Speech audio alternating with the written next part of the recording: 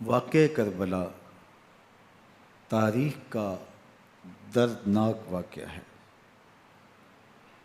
یہ اقتدار کی جنگ نہیں تھی، اقدار کی جنگ تھی۔ دو شخصیتوں کی لڑائی نہیں تھی، دو نظریات کا ٹکراؤ تھا۔ یہ حق اور باطل کا معرکہ تھا۔ یزید ظلم کا استعارہ ہے، حسین ابن علی امن کی علامت ہے۔ یزید جبر کا پتلا ہے، حسین صبر کا پیکر ہے۔ یزید اپنی بدطینت فطرت اور اپنی طبع ناہموار کے باعث دنیا پر ذلت و رسوائی، ظلم، جبر، جور و زیادتی کی علامت بن کے ابھرا، اور حسین ابن علی رضی اللہ تعالی عنہ حق و صداقت کا نشان بن کے ابھرا۔ کربلا کے تپتے ہوئے ریگزار میں حسینی اور یزیدی دو کردار سامنے آتے ہیں۔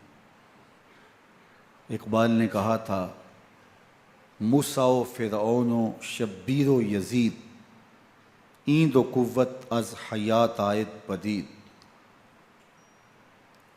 زندہ حق از قوت شبیری است، باطل آخر داغ حسرت میری است، سرخ رو عشق غیور از خون او، شوخی این مصرع از مضمون او، تا قیامت قطع استبداد کر، موج خون او چمن ایجاد کر۔ یزید بہدل کی بیٹی محسون کا ناپاک بیٹا تھا، اور حسین محمد عربی کی بیٹی فاطمہ کا شہزادہ تھا۔ یزید دمشق کے اطراف میں سرجون اور جریر، اختل جیسے اوباشوں کے جرمٹ میں پل کے جوان ہوا۔ حسین کے گھر کا دروازہ مسجد نبوی کے اندر کھلتا تھا۔ یزید نشے میں دھت ہو کر کے نمازیں چھوڑ دیتا تھا۔ حسین کی کربلا کے اندر بھی نماز تہجد قضا نہیں ہوئی۔ یزید ظلم کا دوسرا نام ہے، حسین امن کی علامت ہے۔ یزید نے زندگی میں ایک مرتبہ حج کیا اور شراب کے مٹکے ساتھ لے کے آیا، اور اختل اور دیگر گویوں اور مغنیوں کو اپنے ساتھ رکھا تاکہ سفر آسانی سے کٹے۔ حسین ابن علی نے 25 حج سواری ہونے کے باوجود پیدل کیے۔ یزید حج بیت اللہ کے بعد مدینہ المنورہ آیا اور شراب کی ایک مجلس بپا کی۔ حضرت امام حسین رضی اللہ تعالی عنہ جب وہاں پہنچے تو شراب کی پھیلی ہوئی بدبو کو محسوس کرتے ہوئے فرمایا، یہ بو کیسی ہے؟ تو نشے میں دھت یزید بولا، یہ شام میں بنتی ہے، اور ایک جام منگوایا اور اس کو پیتے ہوئے دوسرا جام حضرت امام حسین رضی اللہ تعالی عنہ کی طرف بڑھاتے ہوئے کہا، ابا عبداللہ لیجئے۔ تو حضرت امام حسین رضی اللہ تعالیٰ عنہ نے فرمایا، میں اس کی طرف دیکھتا بھی نہیں ہوں، اور پھر وہ عشقی اشعار پڑھنے لگا۔ جب یزید کی شراب نوشی کا منظر امام حسین رضی اللہ تعالیٰ عنہ اپنی آنکھوں سے دیکھ چکے تھے، تو مجھے بتاؤ یزید کے ہاتھ پہ امام حسین کا پاک ہاتھ کیسے آتا؟ حضرت امام حسین رضی اللہ تعالیٰ عنہ جس ماحول میں پلے تھے، جس ماحول میں پرورش پائی تھی، جس ماحول میں رہے تھے، وہ پاکیزہ اور تقدس مآب ماحول تھا۔ اور یزید کبھی اطراف دمشق میں، کبھی غوطہ میں، کبھی الخضرہ محل میں، اور کبھی کہاں اور کبھی کہاں داد عیش دیتا رہا اور لہو و لعب کے اندر مصروف رہا، اور اس کی زندگی ان چیزوں سے عبارت تھی۔ وہ محرمات کو حلال قرار دیتا، شراب نوشی اس کی ہڈیوں میں رچی ہوئی تھی، اور شریعت بیضا کا مذاق اڑایا کرتا۔ اور حسین ابن علی رضی اللہ تعالی عنہ کی دوستیاں جن لوگوں سے تھی وہ عبداللہ ابن عباس تھے، عبداللہ ابن عمر تھے، حضرت عبد الرحمن بن ابو بکر رضی اللہ تعالی عنہ تھے۔ یزید تو جوا کھیلتا رہا، یزید تو قمار بازی کرتا رہا، یزید تو شراب نوشی کرتا رہا، اور حسین ابن علی مسجد نبوی کے ممبر میں حضور کے پہلوؤں میں بیٹھتے رہے۔ زمانے نے وہ منظر دیکھا کہ سرخ رنگ کے جوڑے پہنے ہوئے حسنین کریمین حجرہ فاطمہ سے نکلتے ہیں، کم عمری کی وجہ سے کبھی گرتے ہیں کبھی سنبھلتے ہیں، اور آقا کریم خطبہ ارشاد کر رہے ہیں، خطبہ چھوڑ کے حضور نے شہزادوں کو اٹھا لیا۔ وہ منظر بھی زمانے نے دیکھا۔ حضرت عبداللہ بن شداد کہتے ہیں کہ حضور سجدے میں تھے اور سجدہ اتنا طویل ہو گیا، ہمیں لگا یا تو وحی کا نزول ہو رہا ہے یا پھر اللہ کا حکم آ گیا اور اللہ کے محبوب کی روح قبض کر لی گئی۔ لیکن میں نے جب نظریں اٹھا کے ننکیوں سے دیکھا تو کیا منظر تھا کہ حسین ابن علی حضور کی پشت پہ بیٹھے ہوئے اور میرے آقا سجدے کو طول دے رہے ہیں۔ اللہ اکبر! حسین کے لیے پیغمبر کے سجدوں کو طول دیا جا رہا ہے۔ حسین ابن علی کبھی ممبر پہ حضور کی اطراف میں بیٹھتے ہیں، وہ منظر بھی دنیا نے دیکھا کہ حضور کے مبارک کندھوں پر حسین ابن علی بیٹھے ہیں اور حضور کی زلفوں کو پکڑا ہوا ہے۔ تو حضرت عمر رضی اللہ تعالیٰ عنہ دیکھ کے کہتے ہیں واہ واہ کیسی سواری میسر آئی حسین ابن علی کو۔ تو میرے آقا مسکرا کے کہتے ہیں عمر سواری دیکھتے ہو سوار بھی تو دیکھو۔ اللہ اکبر! حضرت اسامہ بن زید بن حارثہ رضی اللہ تعالیٰ عنہ فرماتے ہیں رات کا ایک پہر گزر گیا اور مجھے حضور سے کوئی کام تھا، میں آقا کریم کی خدمت میں حاضر ہوا، در دولت پہ دستک دی، حضور تشریف لائے تو چادر اوڑی تھی، بکل کی ہوئی تھی میرے حضور نے، تو میں نے اپنی حاجت کہی تو حضور نے میری حاجت پوری کر دی۔ لیکن ایک منظر میں نے دیکھا کہ حضور نے جو چادر کی بکل فرمائی تھی اس کے اطراف میں پہلوؤں میں ابھار تھے جس طرح اندر کوئی ہو۔ مجھ سے نہ رہا گیا، میں نے پوچھ لیا، میں نے کہا بندہ نواز چادر کے اندر کیا ہے؟ فَكَشَفَهُ، تو حضور نے چادر کو کھول دیا۔ فَإِذَا الْحَسَنُ وَالْحُسَيْنُ عَلَىٰ وَرِكَيْهِ، تو کہتے ہیں میں نے اپنی آنکھوں سے دیکھا، ایک پہلو سے امام حسین لپٹے ہوئے تھے، ایک پہلو سے امام حسن لپٹے ہوئے تھے۔ فرمایا یہ میرے بیٹے ہیں، یہ میری بیٹی کے بیٹے ہیں، اے اللہ میں ان سے پیار کرتا ہوں، تو بھی ان سے پیار کر، جو ان سے پیار کرے اس سے بھی پیار کر۔ ان کی محبت کا درس دیا، ان کے پیار کا سبق پڑھایا، کہا ان سے پیار کرنے والا میرے سے پیار کرنے والا ہے، ان سے بغض رکھنے والا میرے سے بغض رکھنے والا ہے۔ ان کی تکلیف حضور کو بے چین کر دیتی تھی۔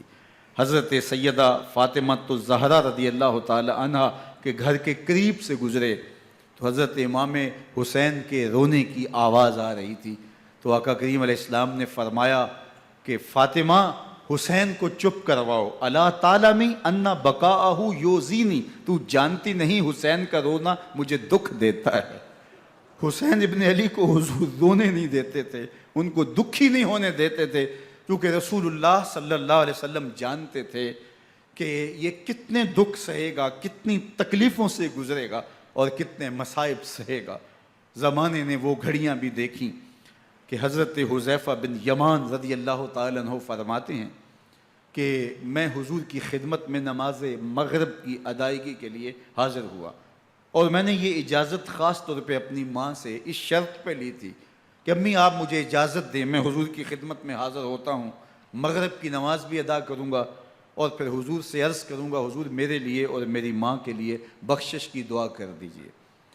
ماں نے اس شرط پہ اجازت دے دی اور میں حضور کی خدمت میں آ گیا، نماز مغرب ادا کی، سلام پھرا تو میرے دل میں آرزو تھی میں حضور سے عرض کروں حضور میرے لیے اور میری ماں کے لیے مغفرت کی بخشش کی دعا کر دیں، لیکن حضور عبادات میں ذکر میں نوافل میں ایسے مشغول ہوئے کہ میں آرزو رکھنے کے باوجود بھی عرض نہ کر سکا۔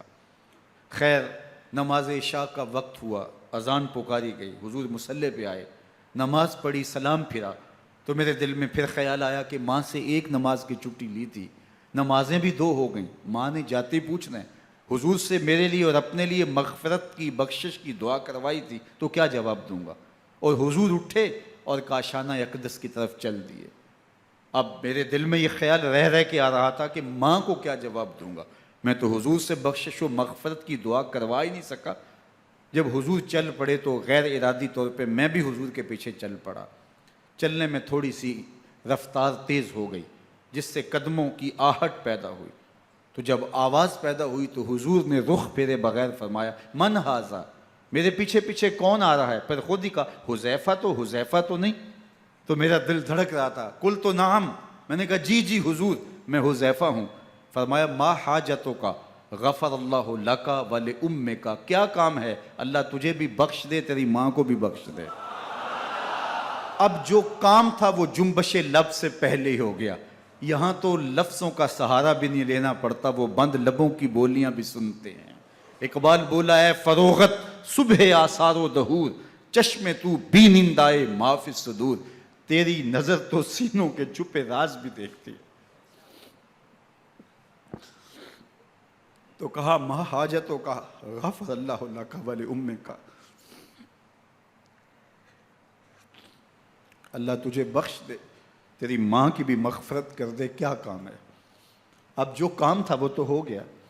تو میرے حضور نے ارشاد فرمایا حذیفہ سنو، ابھی ایک فرشتہ آیا ہے جو اس سے قبل دھرتی پر پہلے کبھی نہیں آیا، آج پہلی مرتبہ اللہ سے اجازت لے کے 2 کام کرنے آیا ہے، ایک تو مجھے سلام کرنے آیا ہے اور دوسرا خوشخبری دینے آیا ہے کہ آپ کی بیٹی فاطمہ جنتی عورتوں کی سردار ہے اور حسن اور حسین جنتی جوانوں کے سردار۔ ایک طرف یزید ناپاک میسون کا پلیت بیٹا، اور ایک طرف محمد عربی کا نواسا، فاطمہ کے دودھ کا اثر، علی المرتضیٰ کے خون کی تاثیر، رسول اللہ صلی اللہ علیہ وسلم کے کندھوں پہ بیٹھنے والا۔ ایک دن حضور نے امام حسین رضی اللہ تعالیٰ عنہ کے ہاتھ پکڑ لیے اور ان کے پاؤں اپنے پاؤں پہ رکھے اور پھر فرمایا بیٹے آگے بڑھو، اور ان کے پاؤں حضور کی پنڈلیوں پہ آئے، پھر کہا بیٹے اور آگے بڑھو، حتیٰ کہ ان کے پاؤں حضور کی رانوں پہ آئے، پھر فرمایا بیٹا اور آگے بڑھو، تو ان کے پاؤں حضور کے مبارک بطن اقدس پہ آئے، پھر بازوؤں کو کھینچ کے اپنے قریب کیا اور حسین ابن علی کے منہ میں اپنی زبان رکھ دی، اور وہ اس طرح چوس رہے تھے جس طرح کھجور چوسی جاتی ہے۔ تو اللہ کے محبوب علیہ السلام نے حسین ابن علی کو اپنی زبان کا لعاب دہن دے کر کے، وہ شیر رحمت دے کر کے، وہ کوثر و تسلیم سے پاکیزہ تر آب رحمت عطا کر کے ان کی ہمیشہ کے لیے پیاس بجھا دی، تاکہ کل کربلا کے تپتے ہوئے ریگزار میں حسین ابن علی کو پیاس کی شدت تنگ نہ کرے اور پائے استقلال میں لغزش نہ آنے پائے۔ ان نازوں سے پالے ہوئے حسین کو، ان محبتوں سے پالے ہوئے حسین ابن علی کو امتحان بھی اتنے بڑے درپیش تھے۔ یاری تیری سونا پر ازمیشاں تیریاں اگ، سونا پرکھیا جامدہ ہے نال اگاں دے لگ۔ جتنا بڑا شخص ہوتا ہے اتنی آزمائشیں بھی بڑی ہوتی ہیں۔ پیغمبر رحمت کی آغوش میں کھیلنے والا، حجرہ فاطمہ کا جانشین، مصلی رسول کا وارث، منبر رسول صلی اللہ علیہ وآلہ وسلم پر حضور کے مبارک پہلو اور گود میں بیٹھنے والا حسین، حضور کی زبان چوسنے والا حسین، حضور کے کندھوں پہ سواری کرنے والا حسین، آقا کریم علیہ الصلوۃ والسلام کے مبارک سجدے کی حالت کے اندر حضور کی پشت پہ کھیلنے والا حسین، جس حسین کا دروازہ مسجد نبوی کے اندر کھلتا تھا اور یزید کی کرتوتوں کے چشم دید گواہ تھے۔ یزید جب تخت نشین ہوتا ہے تو اسے یہ فکر ہوتی ہے کہ امام حسین، عبداللہ بن زبیر، عبداللہ بن عمر، عبداللہ ابن عباس یہ میری بیعت کریں۔ اور وہ ولید بن عقبہ کو لکھتا ہے کہ ہر صورت میں ان کی بیعت لو، اور اگر بیعت نہ دیں تو سختی کرو۔ حضرت امام حسین رضی اللہ تعالی عنہ کو بلاوا آتا ہے کہ آپ کو دارالامارت میں گورنر ہاؤس میں بلایا جا رہا ہے، ولید بن عقبہ کا پیغام آپ کو پہنچتا ہے۔ آپ اس وقت فرماتے ہیں کہ اس وقت جو پیغام پہنچا ہے وہ کسی خطرے سے خالی نہیں ہے، تو کچھ سواروں کو ساتھ لیا، کہا تم دارالامارت کے باہر کھڑے رہنا، اگر میری آواز بلند ہوئی تو اندر آ جانا، ورنہ تم انتظار کرنا۔ آپ اندر گئے۔ ولید بن عقبہ نے مروان کو بھی بلایا تھا۔ مروان بن حکم یہ گورنر مدینہ ولید سے پہلے رہ چکا ہے، تو اس نے مشورہ دیا کہ سختی کی جائے۔ خیر ولید بن عقبہ نے کہا کہ یہ خط ہے، حضرت امیر معاویہ کا انتقال ہو گیا اور یزید تخت نشین ہوا ہے، لہٰذا وہ آپ سے بیعت کا مطالبہ کرتا ہے۔ تو حضرت امام حسین رضی اللہ تعالیٰ عنہ نے فرمایا کہ میرے جیسا شخص یوں چھپ کے بیعت نہیں کر سکتا، اور آپ واپس پلٹے۔ مروان بن حکم نے ولید بن عقبہ کو کہا کہ یہ موقع ہے جانے نہ دیا جائے، اگر یہ نکل گئے تو دوبارہ تم قابو نہیں پا سکو گے، اور انہیں یہیں قتل کر دیا جائے۔ حضرت امام حسین رضی اللہ تعالیٰ عنہ نے یہ بات سن لی۔ کہتے ہیں حضرت امام حسین انہی قدموں کے بل واپس پلٹے اور مروان بن حکم سے مخاطب ہو کے کہا، مروان کیا بول رہا ہے؟ وہ خاموش ہو گیا۔ فرمایا تو جانتا نہیں ہم کون ہیں؟ آنا حسین ابن علی ابن ابی طالب، میں حسین ہوں، میں علی کا بیٹا ہوں، ہمارے گھر میں قرآن اترتا رہا ہے، وحی کا نزول ہوتا رہا ہے، اور یزید فاسق ہے، فاجر ہے، مسلمانوں کا قاتل ہے اور شرابی ہے، میں ڈنکے کی چوٹ پہ یزید کی بیعت سے انکار کرتا ہوں۔ بس حیدری کچھار سے محمدی شیر نکل آیا ہے۔ اب اوسان خطا ہو گئے، راستہ چھوڑ دیا، واپس آئے، سیدہ زینب سے ملے، کہا مدینے کو چھوڑنا پڑے گا۔ کہا بھیا کیا ہوا؟ کہا یزید بیعت لینے پہ مصر ہے اور میں کسی صورت بھی بیعت نہیں کروں گا۔ رسول اللہ کا مدینہ ہمارے خون سے لالا زار بنے گا، میں نہیں چاہتا کہ حضور کے شہر نور کی حرمت پامال ہو۔ دوستو وہ کیسا منظر ہوگا جب حسین ابن علی نے آخری حاضری حضور کے روضے پہ دی ہوگی۔ حاجی یا معتمر 10 دن کے لیے، 8 دن کے لیے، 20 دن کے لیے مدینہ المنورہ عارضی سکونت اختیار کرتا ہے، اور حضور کے روضہ انور سے، اس شہر نور سے، ان گلیوں سے، ان بام و در سے ایسا مانوس ہو جاتا ہے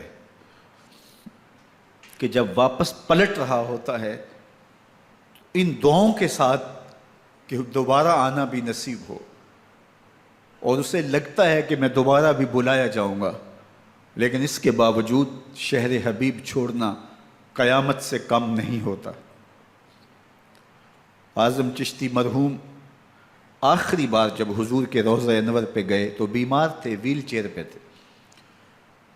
باب بقی سے باہر نکلے تو خادم سے کہا کہ میری ویل چیئر پیچھے سے کھینچو تاکہ میرا رخ روضہ انور کی طرف رہے، اور وہ پیچھے سے کھینچتا چلا جا رہا ہے، اور جب باب مکہ سے پیچھے جنت البقیع کے قریب سے گنبد خضرا نگاہوں سے اوجل ہونے لگا تو اعظم چشتی مرحوم نے کہا، جان بدن سے نکلتی ہے اعظم، جان بدن سے نکلتی ہے اعظم، کوئی آسان ہے مدینے سے جدا ہونا، کوئی آسان ہے مدینے سے جدا ہونا۔ یہ اس شخص کی کہانی ہے جو 10 دن، 5 دن، مہینہ، 2 ماہ وہاں رہتا ہے، اور پھر اس شہر کو چھوڑ کے آنا اس کے لیے آسان نہیں ہوتا۔ اور مجھے بتاؤ کہ حسین جو پیدا مدینے میں ہوا، جس کے گھر کا دروازہ مسجد نبوی کے اندر کھلتا تھا، جو مسجد نبوی کے اندر پرورش پا کے جوان ہوتا ہے اور مدینے کی گلیوں میں کھیلتا رہا، اس حسین ابن علی کے لیے مدینہ چھوڑنا، اور پھر وہ اس بات کا علم اور شعور رکھتے تھے کہ یہ آخری بار حضور کے در پہ حاضری ہے، دوبارہ اس شہر نور میں نہیں آ سکوں گا، تو کیا قیامت ہوگی اور کیا منظر ہوگا۔ محمد بن حنفیہ کے علاوہ خاندان نبوت کے جتنے لوگ تھے ان سب نے شہر مدینہ کو الوداع کہا، اور رات کے موقع میں مدینہ المنورہ کو، مسجد نبوی کو چھوڑ کر کے مکہ کی جانب عازم سفر ہوئے۔ 3 شعبان المعظم کو مکہ المکرمہ پہنچتے ہیں، ادھر کوفیوں کے خطوط آنے شروع ہو جاتے ہیں۔ حضرت امام حسین رضی اللہ تعالیٰ عنہ مسلم بن عقیل رضی اللہ تعالیٰ عنہ کو صورتحال معلوم کرنے کے لیے بھیج دیتے ہیں۔ 40,000 کوفی آپ کے ہاتھ پہ بیعت کر لیتے ہیں۔ ادھر 25 پیدل حج کرنے والے حضرت امام حسین 8 ذی الحج کو احرام باندھتے ہیں، لیکن آپ کو پتہ چلتا ہے کہ حاجیوں کے روپ میں قاتل چھپا دیے گئے، تو آپ اس احرام کو حج کی بجائے عمرے میں بدلتے ہیں اور کوفے کی جانب عازم سفر ہوتے ہیں۔ کائنات والو، ذرا سینے پہ ہاتھ رکھ کے دیکھو کہ یہ کتنا مشکل مرحلہ تھا۔ اس دین کی آبرو کو بچانے کے لیے حضرت امام حسین رضی اللہ تعالیٰ عنہ نے کتنا بڑا قدم اٹھایا۔ آپ کے بہی خواہ، دوست، احباب عبداللہ بن عمر یہ سارے روکتے ہیں۔ عبداللہ بن عباس کہتے ہیں حضرت نہ جائیے، الکوفی لا یوفی، کوفی کبھی وفا نہیں کرتے، آپ کے والد کو وہاں شہید کیا گیا، لیکن آپ ایک فرض کو نبھانے جا رہے ہیں۔ میرے غم گسارو، میرے مہربانوں، نہ روکو مجھ کو جانے دو، مجھے نانے کے دی کی ڈوبتی کشتی بچانے دو، میں جاتا ہوں کہ دنیا پر وفا کا نام رہ جائے، میں رہوں نہ رہوں پر عظمت اسلام رہ جائے۔ میں نہیں جاتا تو نبی کے گھر کی آن جاتی ہے، میں نہیں جاتا تو نبی کے گھر کی آن جاتی ہے، تمہارا دین جاتا ہے میری غیرت ایمان جاتی ہے۔ حضرت امام حسین یہاں سے چلتے ہیں، ابھی راستے میں ہی پہنچتے ہیں کہ یہ خبر آتی ہے کہ کوفے والوں نے بے وفائی کر دی، حضرت مسلم بن عقیل رضی اللہ تعالیٰ عنہ کو شہید کر دیا گیا، نعمان بن بشیر معزول کر دیے گئے، ابن مرجانہ ابن زیاد وہاں متعین کر دیا گیا جو سخت گیر شخص تھا، اور اس نے لوگوں کو ڈرایا دھمکایا اور کوفے کے لوگوں کے دل بدل گئے اور وہ بیتیں توڑنے لگے۔ وہ منظر مسجد کوفہ کا کتنا دلگداز تھا، جب امام نماز کے لیے کھڑے ہوئے تو 40,000 لوگ آپ کے پیچھے تھا، جب سلام پھیرا اور امام نے دیکھا کہ پیچھے لوگ نہیں ہیں، پھر لوگوں نے اپنے دروازے بھی بند کر لیے۔ رات کی تنہائیاں ہیں اور حضرت مسلم بن عقیل کو کوئی پناہ دینے والا نہیں ہے، لوگوں نے دروازے بند کر لیے کہ کہیں ہمارے گھر میں نہ آ جائیں اور ہم مشقت اور حکومتی تشدد کا شکار نہ ہوں۔ کتنا دردناک لمحہ ہے حضرت مسلم بن عقیل رضی اللہ تعالیٰ عنہ پہ، اور پھر حضرت مسلم بن عقیل بے دردی سے شہید کر دیے جاتے ہیں۔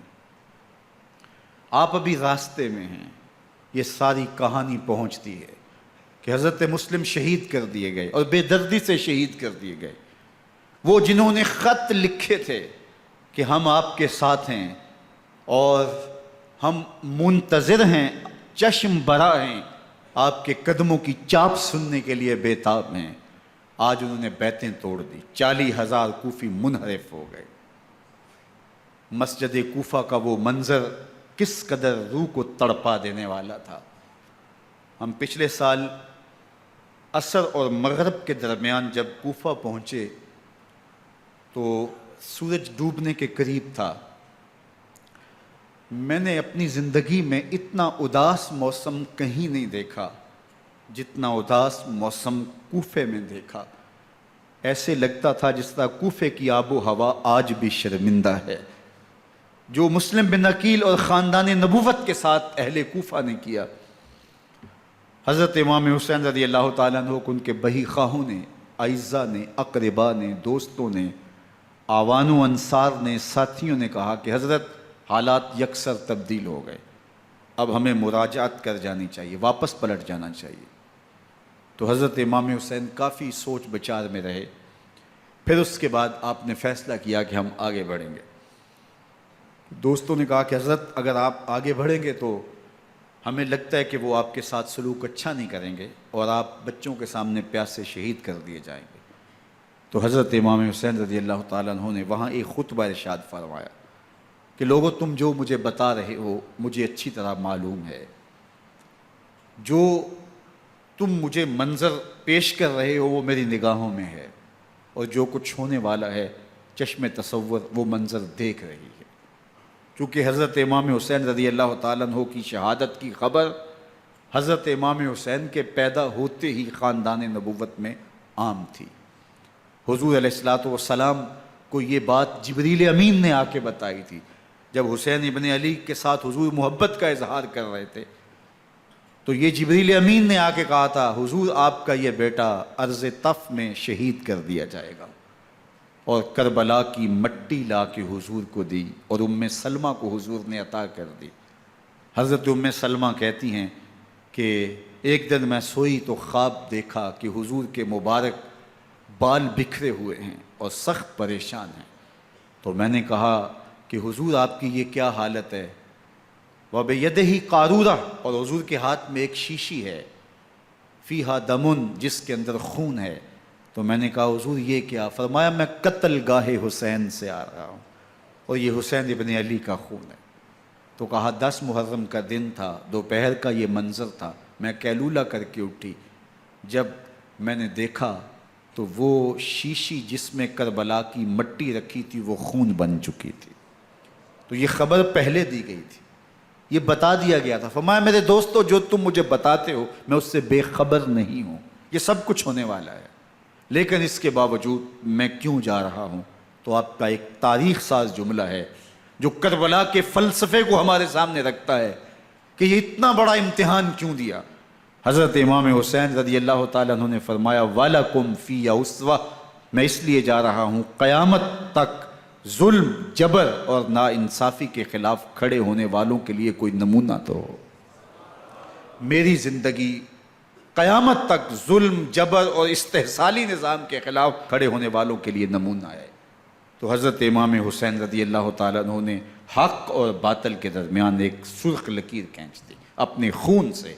اب حق اور باطل کا امتیاز کرنا مشکل نہیں ہے، کوئی باطل پہ اڑا رہے تو الگ بات ہے، لیکن امتیاز کرنا مشکل نہیں ہے۔ حدود بالکل واضح کر دیں۔ اقبال نے یہاں کتنی خوبصورتی کے ساتھ اس مضمون کو نبھایا۔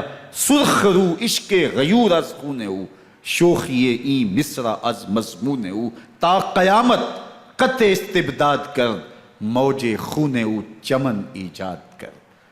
ایک جہاں آباد کر دیا، حق اور باطل کی راہیں اجال دی۔ اب لوگوں کو یزید کا چہرہ پہچاننے میں دیر نہیں لگتی، وقت کے ہر یزید کا چہرہ آسانی سے پہچانا جا سکتا ہے۔ یہ معرفت زمانے کو کروائی کس نے؟ حسین ابن علی نے کروائی رضی اللہ تعالی عنہ۔ تو حضرت امام حسین نے فرمایا کہ جو میرے ساتھ ہونے والا ہے میں اچھی طرح جانتا ہوں، لیکن میں اس کے باوجود آگے بڑھوں گا۔ پھر بڑھے اور کربلا میں جا کے خیمہ زن ہو گئے۔ 7 محرم کو پانی بند کر دیا گیا، پانی بند ہوا تو کھانا بھی میسر نہیں تھا، لیکن ذکر پانی کا ہوتا ہے اس لیے کہ کھانے کے بغیر انسان کئی دن کاٹ لیتا ہے، لیکن پانی کے بغیر گزر نہیں ہوتی۔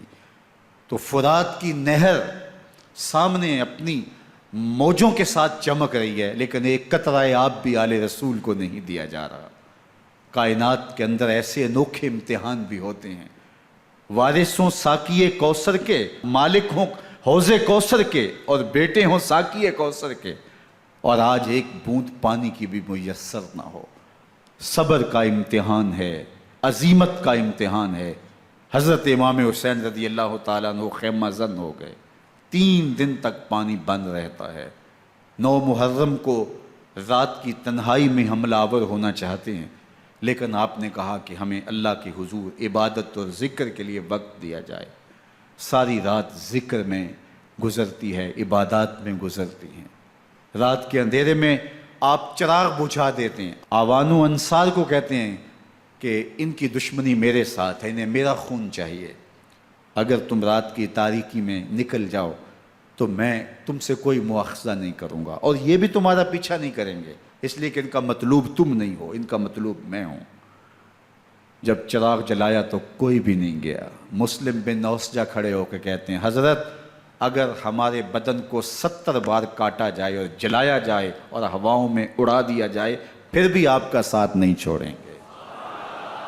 70 سال کے بوڑھے ہیں حبیب بن مظاہر، کہتے ہیں حضرت آپ کو چھوڑ کے جائیں کہاں، آپ کو چھوڑ کے جائیں کہاں، کوئی ساتھ چھوڑنے کے لیے تیار نہیں ہے، پیاس ہے، سخت گرمی ہے، کربلا کا ماحول ہے، 72 افراد اور خاندان کی خواتین میدان کربلا میں خیمہ زن ہیں، دوسری طرف لشکر اعداء اشقیا 22,000 کی تعداد میں مقابلے میں، ایک روایت 30,000 کی ہے۔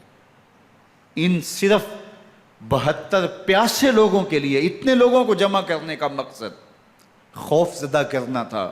شرط ہے کہ یا یزید کی بیعت کر لیں، محاصرے توڑ دیں گے، پانی دستیاب ہوگا، اعزاز و اکرام سے نوازا جائے گا، خزانوں کے منہ کھول دیے جائیں گے۔ لیکن حسین ابن علی کہتے تھے سب کچھ لٹ جائے گا، باطل کے ہاتھ پہ ہاتھ نہیں رکھوں گا۔ اللہ اکبر۔ اب صبح طلوع ہوتی ہے، عاشور کا دن چڑھتا ہے، سورج اپنی پوری تمازت کے ساتھ گرمی برسا رہا ہے۔ آج خاندان نبوت کا امتحان زمانے نے دیکھنا ہے۔ رسول اللہ کا لعاب چوسنے والا اس کے صبر کا آج امتحان ہے، حضور کے کندھوں پہ کھیلنے والے حسین کا آج امتحان ہے۔ اللہ اکبر۔ حسین ابن علی تمام حجت کرتے ہیں میں نے تمہارا کچھ نہیں بگاڑا، میں نے کسی کا خون نہیں کیا، میں نے کوئی زیادتی نہیں کی، تم کیوں میرے قتل کے در پہ ہو؟ تم جانتے نہیں میں کون ہوں؟ میں تمہارے نبی کا نواسا ہوں، رسول اللہ صلی اللہ علیہ وآلہ وسلم کے کندھوں پہ کھیلتا رہا ہوں، حضور کا لعاب چوستا رہا ہوں، اور میں بوسہ گاہ رسول صلی اللہ علیہ وآلہ وسلم ہوں۔ لیکن ان اشقیاء کے دل پر کوئی چیز اثر انداز نہیں ہوتی۔ ایک ہور ہے، اللہ اس کے دل میں نرمی ڈالتا ہے۔ پہلے تو امام حسین کو گھیر کے لے کر کے آتا ہے، لیکن بعد میں وہ قافلہ یزید سے قافلہ حسین کی طرف آ جاتا ہے۔ امام حسین فرماتے ہیں تو دنیا میں بھی ہور ہے، آخرت میں بھی ہور ہے، آزادی مل جاتی ہے۔ باقی 22,000 کا لشکر جرار امام حسین کے قتل کے در پہ ہے۔ پھر تاریخ نے خاندان نبوت کا وہ انوکھا امتحان دیکھا۔ حضرت امام حسین کے بچے بالخصوص خواتین پیاس کی شدت میں حلق خشک ہیں۔ حضرت سکینہ تڑپ کے اپنے باپ سے کہتی ہیں کہ مجھے 6 ماہ کے علی اصغر کی پیاس نہیں دیکھی جا رہی۔ بچے کو ہاتھوں پہ اٹھاتے ہیں اور نہر فرات کے کنارے پہنچ کے فرماتے ہیں اشقیاء سے مخاطب ہو کے تمہارا معاملہ میرے ساتھ ہے، اس 6 ماہ کے بچے نے تمہارا کچھ نہیں بگاڑا، اور چلو بھر کے اس کا حلق سیراب کرنا چاہتے ہیں۔ ایک 2 شاخہ تیر آتا ہے جو حضرت علی اصغر کے گلے کو چیر دیتا ہے۔ راوی لکھتے ہیں کہ وہ عام تیر نہیں تھا، جانوروں کو شکار کرنے کے لیے جو بڑے تیر ہوتے ہیں وہ 2 شاخہ تیر تھا، وہ گردن کو کاٹ دیتا ہے، خون بہنے لگتا ہے، گردن لٹک جاتی ہے۔ حضرت امام حسین وہ بہتا ہوا خون اپنے چلو میں لیتے ہیں اور آسمان کی طرف اچھال کے کہتے ہیں مالک حسین کی یہ قربانی بھی قبول فرما۔ یہ تماشا لب بام نہیں ہے، بچہ بیمار ہو ڈاکٹر جواب دے دیں، ماں باپ کے ہاتھ پھول جاتے ہیں، زندگی کی سانسیں ابھی چل رہی ہوتی ہیں، لیکن ڈاکٹر کہے کہ یہ میرے بس کا روگ نہیں ہے، کہیں اور لے جاؤ، تو زندگی کا لف و نشر غیر مرتب ہو جاتا ہے۔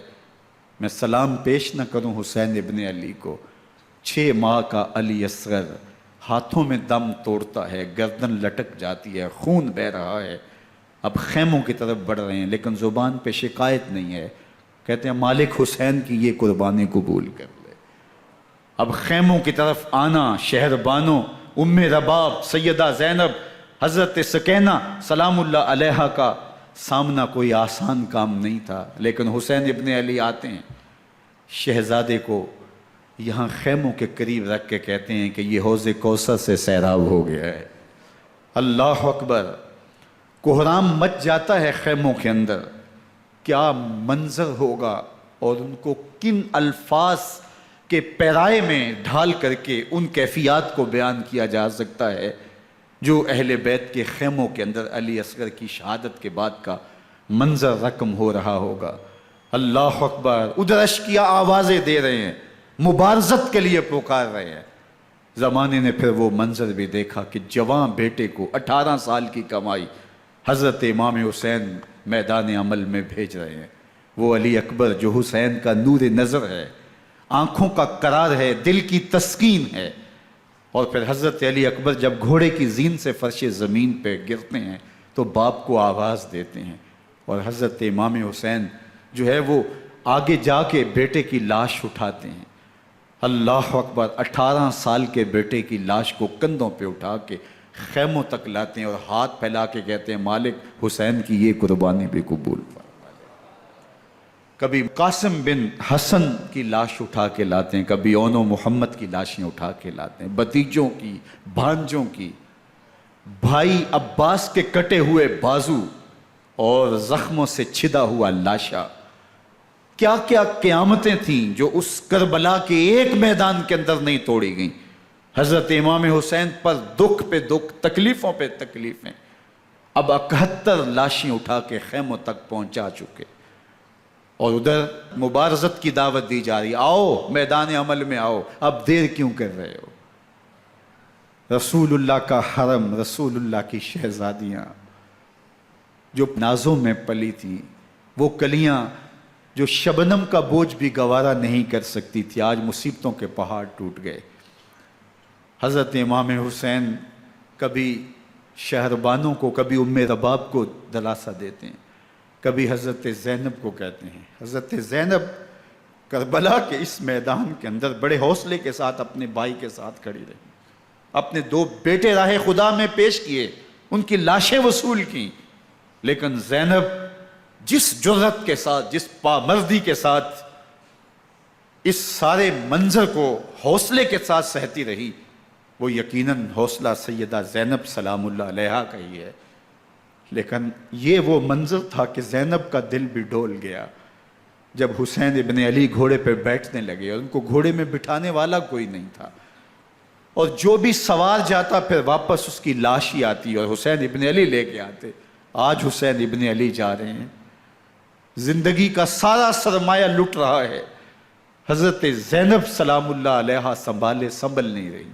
حضرت امام رضی اللہ تعالیٰ عنہ اٹھے اور آپ نے حضرت زینب کو صبر کی تلقین کی اور کہا کہ صبر ہی بہترین ذریعہ ہے اور اللہ کی قربت کا ایک بہترین سبب ہے، اور ان کو صبر کی تلقین کرتے ہوئے فرمایا کہ میرے بعد تم نے اس ذمہ داری کو سنبھالنا ہے اور ان مخدرات اسلام کی، ان شہزادیوں کے پردے کی تم نے حفاظت کرنی ہے۔ اور پھر گھوڑے کی زین کس کے امام حسین لشکر اشکیا کی طرف بڑھتے ہیں۔ اب خیموں سے سسکیوں کی آواز آ رہی ہے، ان کا سردار، ان کا تاجدار آج سب کو چھوڑ کے کربلا کے میدان کی طرف بڑھ رہا ہے۔ جرم کیا کیا، قصور کیا کیا، اس نے کیا زیادتی کی کہ آج نیزوں اور انیوں کے مقابلے میں 22,000 کا لشکر حضرت امام حسین پہ ٹوٹ پڑتا ہے۔ آپ پھر اتمام حجت کرتے ہیں، میں نے کسی کو قتل نہیں کیا، خون ناحق نہیں بہایا، میرے خون کے درپے کیوں ہو، اپنی آخرت کیوں برباد کرتے ہو، تم جانتے نہیں میں کون ہوں، میں تمہارے نبی کا نواسا ہوں۔ لیکن ابن زیاد کہتا ہے مقابلے میں آؤ۔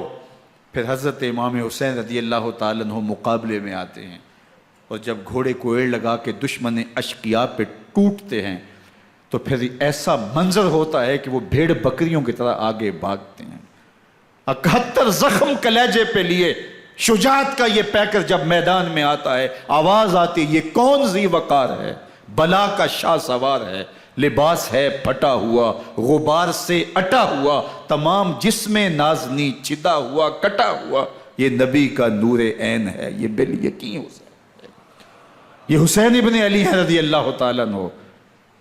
پھر چاند بادلوں میں گھر جاتا ہے، شامی غنڈے تیر برساتے ہیں، تلواروں سے آپ کے بدن پر ضربیں لگاتے ہیں اور نیزوں سے آپ کے بدن کو پرو دیتے ہیں۔ جب آپ کا پیراہن بعد میں اتارا گیا تو آپ کے پیراہن میں 122 سوراخ تیروں کے تھے، 33 زخم تلواروں کے اور 34 گھاؤ نیزوں کے تھے۔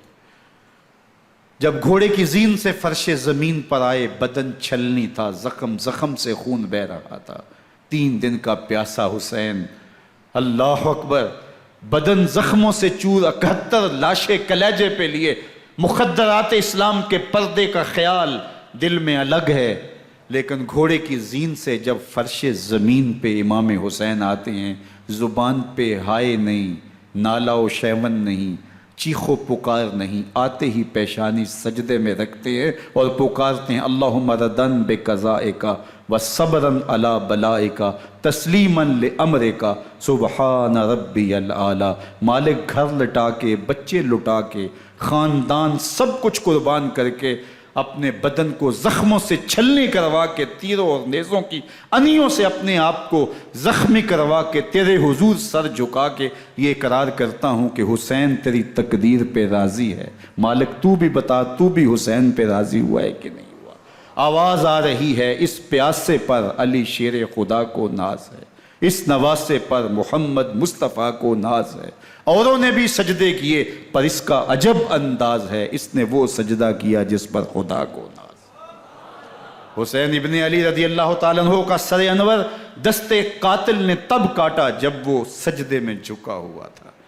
یزید نے کہا میں بیعت لوں گا، امام حسین نے کہا کبھی بھی نہیں دوں گا، یہ سر کٹ سکتا ہے جھک نہیں سکتا۔ سر کاٹ کے نیزے کی نوک پہ چڑھا دیا گیا اور یہ اس بات کا اعلان تھا کہ ہم جیت گئے اور حسینی ہار گئے، اور لشکر یزید میں غوغا مچ گیا، نقارے بجنے لگے کہ ہم جیت گئے، دیکھو امام حسین شہید کر دیے گئے، اور سر کاٹ کے نیزے کی نوک پہ چڑھایا گیا۔ لیکن لشکر یزید سے ہی آواز آئی یہ کیسا سر ہے جو کٹ کے بھی سر بلندی ہے، کٹ گیا ہے پھر بھی اونچا ہے، اللہ اکبر، یہ سر سجدے میں کٹا ہے، رب کے حضور عبادت کی حالت میں کٹا ہے، حسین آج بھی سجدے میں ہے، اللہ اکبر، حسین آج بھی سجدے میں ہے، بلکہ کٹے ہوئے سر کا رخ زمین کی جانب تھا اور کٹی گردن آسمان کی طرف، یوں نیزے پہ پرویا گیا، اللہ اکبر۔ ایک شاعر نے نقشہ کھینچا، بآنکھ سر نیزے پہ اور سوئے زمین ہے روح، یعنی سجدہ ثانی کی ہے آرزو۔ رکعت کے 2 سجدے ہوتے ہیں، ابھی ایک سجدہ ہوا تھا کہ دست قاتل نے سر کاٹ دیا، کہا حسین کی پیشانی میں دوسرے سجدے کی تمنا مچل رہی ہے۔ یہ تھا حسین ابن علی کا سجدہ، ساری زندگی رب کے حضور سجدہ قضا نہیں ہونے دیا۔ آج پانی نہیں ہے، اللہ اکبر، آج تیمم کر لیتے ہیں، آج اپنے خون کو اوڑھ کر کے حسین نے اپنی پیشانی اپنے مالک کے حضور جھکا کر کے عظیمت کی وہ انوکھی داستان رقم کر دی کہ صدیاں گزرنے کے باوجود بھی ان کی یادوں کے چراغ روشن ہیں۔ جب حضرت امام حسین اور دوسرے اعیان و انصار کو شہید کر دیا گیا تو ان کے سر نیزوں کی نوک پہ چڑھا دیے گئے، حضرت امام حسین کا کٹا ہوا سر اور باقی 71 افراد کے کٹے ہوئے سر نیزوں کی نوک پہ، اور 10 سواروں کو ابن سعد نے کہا کہ ان کو رون دو، اور گھوڑوں کی ٹاپوں تلے حضرت امام حسین رضی اللہ تعالیٰ عنہ اور ان کے آوان و انصار کو جو ہے وہ روندا گیا، حتیٰ کہ ان کی استخوان مبارک، ان کی ہڈیاں بھی چور چور ہو گئیں۔ روننے سے قبل ان کا لباس اتار لیا، ان کے کپڑے اتار لیے گئے، اللہ اکبر، کیسی دردناک گھڑیاں تھیں۔ یزید کا صرف یہی بد کرداری کا مرحلہ نہیں تھا، اس کربلا کے صحرا کے اندر یزید نے جس طرح امام حسین رضی اللہ تعالیٰ عنہ کو شہید کیا اور حضرت امام حسین کے خاندان کو شہید کیا، جب مدینہ المنورہ پر یزید نے مسلم بن عقبہ کو مقرر کیا، جس کو بزرگوں نے مصرب بن عقبہ کہا ہے، تو اس کو کہا 3 دن تک مدینے کا حرم تمہارے لیے حلال ہوگا، جو چاہو تم کرنا، اور شامی فوجوں کو اجازت ہوگی۔ تو وہاں بھی انہوں نے 10,000 تابعین اور 700 صحابہ کو شہید کیا۔ حضرت ابو سعید خدری رضی اللہ تعالیٰ عنہ گھر سے باہر نکلے، کافی بوڑھے ہو چکے تھے، تو انہوں نے حضرت ابو سعید خدری کو پکڑ لیا، کہا تم کون ہو؟ کہا مجھے ابو سعید خدری کہتے ہیں۔ تو کہا ہاں تمہارا نام سنا ہے، اور داڑھی سے پکڑ کے کھینچا اور کہا کہ ہے تمہارے پاس جو ہمیں دو؟ تو کہا کہ میرے پاس تو کچھ بھی نہیں، میں تو فقیر آدمی ہوں۔ تو ان کے گھر ان کو لے گئے، تو 2 کبوتر رکھے تھے حضرت ابو سعید خدری نے، تو وہ کبوتر لوٹ کے لے گئے۔ اللہ اکبر۔ حضرت ابن سنان رضی اللہ تعالیٰ عنہ کو، جو حضور کے علم بردار تھے فتح مکہ کے دن، ان کو ستو پہلے پلائے اور پھر ان کی گردن کاٹی گئی، اور کہا یہ ہے وہ ستو جو تم زندگی میں آخری بار پیو گے۔ ایک گھر میں داخل ہوئی شامی فوج، تو ایک خاتون کے ابھی بچہ پیدا ہوا تھا، اور قابلہ نے، دائیا نے، وہ بچہ ماں کی چھاتی پہ لٹایا، اور وہ ماں کا پہلا دودھ پی رہا تھا۔ تو یہ جا کے کہنے لگے نکالو تمہارے پاس جو کچھ ہے۔ تو اس خاتون نے کہا تم جانتے ہو یہ بچہ کون ہے؟ تو انہوں نے کہا ہم نہیں جانتے۔ کہا یہ حضرت ابن ابی کبشہ انماری رضی اللہ تعالیٰ عنہ کا بچہ ہے، اور یہ وہ صحابی ہیں کہ جو بیت الشجرہ کے موقع پہ حضور کے ہاتھ پہ بیعت کرتے ہیں۔ انہوں نے اس چیز کا لحاظ نہ کیا کہ جو کچھ ہے وہ ہمیں دو، ورنہ تیرے بچے کو نہیں چھوڑیں گے۔ تو ماں بچے سے مخاطب ہو کے کہتی ہے، ابھی بچہ پیدا ہوا ہے اور ماں سے پہلا دودھ پی رہا ہے، کہ بیٹے اگر میرے پاس کچھ ہوتا، وہ قیمتی سے قیمتی چیز بھی ہوتی، تیری جان کے لیے قربان کرتی، لیکن اس وقت میرے پاس کچھ ہے نہیں۔ تو ایک شکی آگے بڑھا اور بچے کو ایک ٹانگ سے پکڑ کے کھینچ کے دیوار کے ساتھ پٹک کے مارا، جس سے دماغ کا بھیجا نکل گیا۔ کیا کیا زیادتیاں نہیں کی۔ 700 صحابہ حرہ کے واقعہ میں شہید کیے یزید نے، اور 10,000 تابعین شہید کیے۔ مسجد نبوی میں ممبر رسول کے ساتھ گھوڑے باندھے، اور وہ ممبر رسول اور مصلی رسول کے قریب لید کرتے رہے۔ حضرت سعید عبد المسیب فرماتے ہیں میں نابینا تھا اور حضور کے روضہ انور کے پاس بیٹھا تھا، اور یزید کے سپاہی آتے، جو بھی مسجد میں نظر آتا پکڑ کے لے جاتے، مجھے نابینا سمجھ کے چھوڑ دیتے، لیکن میں پریشان تھا کہ ظہر کا وقت ہوگا، عصر کا وقت ہوگا، مغرب عشاء کا وقت ہوگا، نہ اذان، نہ اقامت، نہ جماعت، تو کیسے مجھے پتہ چلے گا کہ نماز کا وقت ہو گیا، اور کیسی میری نمازوں کا کیا بنے گا؟ میں اس فکر میں بیٹھا تھا۔ لم ازل اسمع الاذان والاقامت من قبل رسول اللہ صلی اللہ علیہ وآلہ وسلم۔ فرماتے ہیں جب بھی پھر نماز کا وقت آیا، گنبد خضرا سے اذان کی بھی آواز آئی، اقامت کی بھی آواز آئی۔ 3 دن تک مسجد نبوی کے اندر گھوڑے بندے رہے، اور مدینہ کی حرمت پامال کی۔ مدینہ کے گھروں کے اندر یہ بدکماش داخل ہوئے، اور جو بدکاریاں انہوں نے کی کلیجہ منہ کو آتا ہے۔ 1002 شیزائیں ان بدکاروں کی بدکاریوں کی وجہ سے کنواری حالت کے اندر حاملہ ہوئی۔ 3 دن تک مدینے کا حرم انہوں نے پامال کیا، اور پھر مکہ المکرمہ میں کعبۃ اللہ پر گولے برسائے، اور کعبہ کا غلاف جل گیا۔ وہ تو یزید مر گیا، اور حضرت عبداللہ ابن زبیر رضی اللہ تعالیٰ عنہ نے اپنی خلافت کا اعلان کیا۔ یزید کے یہ کرتوت تھے، ادھر اہل مدینہ کو ستایا، ادھر اہل مکہ کو ستایا، اور رسول اللہ صلی اللہ علیہ وسلم کے خانوادے کی بے حرمتی اور توہین کی۔ نہ صرف انہیں قتل کیا گیا، ان کی لاشوں پہ گھوڑے دوڑائے۔ ابن سعد اور شمر جو ہے وہ خیموں میں داخل ہوا، اور مخدرات اسلام کی چادریں چھیننے کی کوشش کی۔ حضرت زینب سلام اللہ علیہ نے مخاطب ہو کے کہا ہمارے چہرے کے رکھوالے چلے گئے ہیں، ظالم تو خیال نہیں کرتا ہم رسول اللہ کی بیٹیاں ہیں۔ حضرت شہربانو، حضرت زین العابدین اور حضرت زینب سلام اللہ علیہم، ان تینوں کو ایک اونٹ پہ باندھا گیا، اور باقی اونٹوں پہ باقی سادات کو، حضور کی شہزادیوں کو باندھا گیا، رسیوں میں جکڑا گیا، اور اونٹوں پہ باندھ کر کے کوفے کی جانب آگے آگے شہیدوں کے سر چل رہے ہیں، اور پیچھے یہ قافلہ چل رہا ہے۔ اور جب یہ قافلہ وہاں سے گزرا جہاں لاشیں پڑی تھی، امام زین العابدین 14 سال کے تھے اور بیمار تھے، اور ان کا حوصلہ نہ ہوا، وہاں غشی ان کے اوپر آنے لگی، اور وہ منظر ابن کثیر نے، باقی لوگوں سب نے لکھا ہے کہ پھر جب ان کی یہ حالت ہوئی تو پھر سیدہ زینب سلام اللہ علیہ، جنہوں نے ابھی تک بڑے حوصلے کے ساتھ ساری مشکلات کا مقابلہ کیا تھا، اب ان کے بندھن ٹوٹ گئے اور آنکھوں سے آنسو بہنے لگے، اور سیدہ زینب تھے امام حسین رضی اللہ تعالیٰ عنہ کی لاش پہ کھڑے ہو کے، اور وہ روندی ہوئی لاش، ٹوٹی ہوئی ہڈیاں، اور وہ برینا بدن، کٹا ہوا سر نیزے کی نوک پہ، اور لاش یہ پڑی ہے۔ تو حضرت سیدہ زینب نے مدینے کی طرف منہ کر کے جو ہے وہ حضور سے فریاد کی، یا محمد آہو، یا محمد آہو، ھذا حسین بالآراء مزمل بالدماء، یا محمد آہو بناتوں کا سبایا۔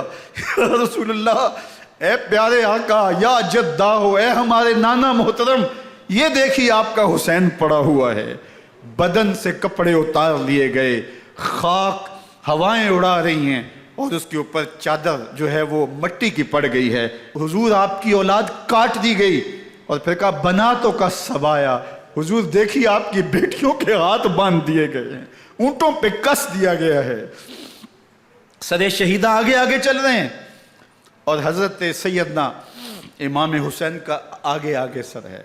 راستے کے اندر ایک جگہ آئی، رات گزری اور ان کو اتارا گیا۔ رات کا موقع تھا، ایک خاتون آئی اور اس نے کوئی کھانا پیش کیا ان کو، اور کہا کہ میں کسی زمانے میں حضرت سیدہ فاطمہ زہرا کی نوکری کیا کرتی تھی، ان کی لونڈی تھی، ان کی کنیز تھی، اور آج مجھے پتہ چلا کہ آپ لوگ گزر رہے ہیں، تو میں نے کہا کہ میں اپنی مخدومہ کے خاندان کی خدمت کروں۔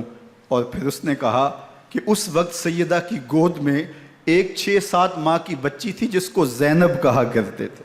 تو سیدہ زینب نے کہا کہ اماں اگر پہچانتی ہو تو وہ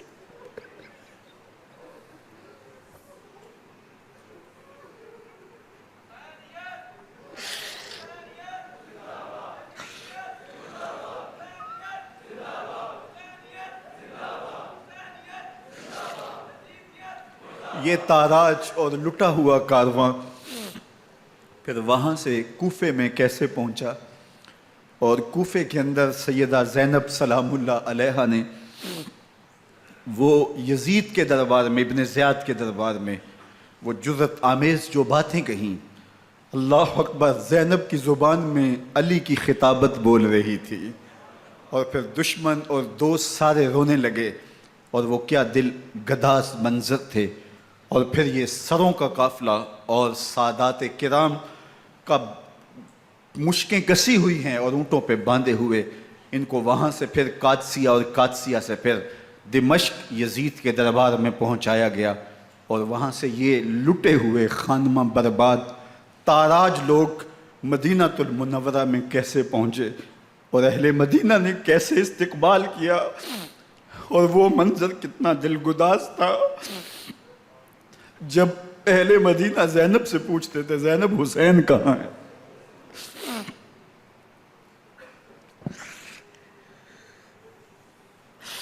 بے مروت بے وفا تیرا بھی کیا افسانہ ہے، جس نے اپنی ہی شمع کو گل کیا تو وہ پروانہ ہے۔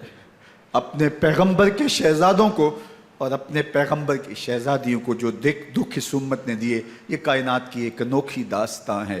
اللہ ہمیں اسوہ شبیری پہ عمل کی توفیق عطا کرے اور ان کے نقوش پاک کی برکتیں دے، اہل بیت کی محبت ہماری روحوں میں جذب کر دے، اور جس عظیمت کے ساتھ، جس حوصلے کے ساتھ انہوں نے دکھوں کو جھیلا، جو دہکتی آگ کے شعلوں پہ سویا وہ حسین، جو جواں بیٹے کی میت پر نہ رویا وہ حسین، جس نے سب کچھ کھو کے کچھ نہ کھویا وہ حسین، مرتبہ اسلام کا جس نے دوبالا کر دیا، خون نے جس کے دو عالم میں اجالا کر دیا، جو کہ سوزے غم کو سانچے میں خوشی کے ڈھال کے، مسکرایا موت کی آنکھوں میں آنکھیں ڈال کے۔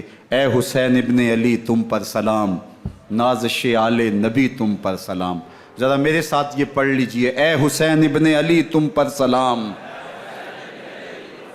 نازش آل نبی تم پر سلام، تم پہ لاکھوں رحمتیں لاکھوں سلام، اے شہیدان محبت کے امام، لالا گوں لالا بدن لالا کفن، اے چمن اندر چمن، زندگی ہی زندگی تیری حیات، اے حیات اندر حیات اندر حیات، افتخار ملت بیضا ہے تو، رب کعبہ کی قسم یکتا ہے تو، فخر کا دل میں دریچہ باز کرنا چاہیے، جن کا تو آقا ہے ان کو ناز کرنا چاہیے۔